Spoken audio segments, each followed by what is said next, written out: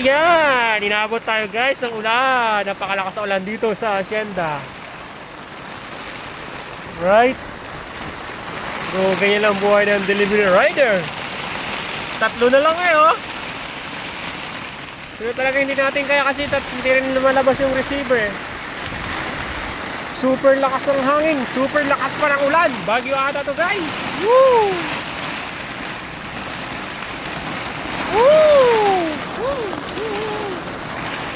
So ayan, kanina yan medyo mababa pa. Ngayon tumaas na ulit. Buti lang nakatrapal tayo sa naka-sidecar guys.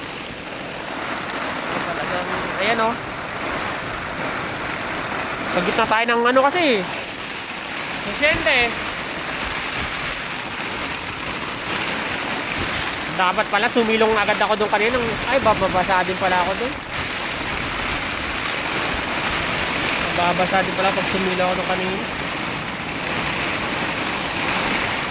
So ayan guys, ganito talaga ang buhay ng delivery rider. GNT lang malakas ang ulan ng bumagyaw, nagdi-deliver pa rin. Alright, shout out sa lahat ng mga rider dyan, especially sa mga ka-GNT ko.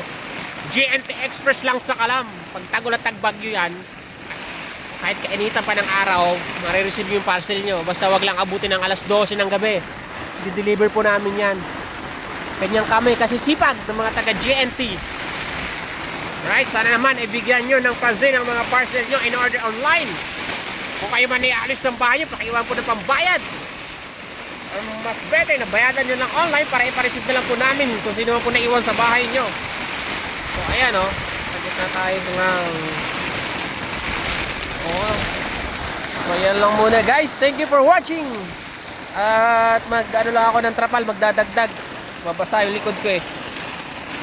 Last 3 na tayo eh. TikTok shop, Shopee yung isa. So, right, thank you again for watching.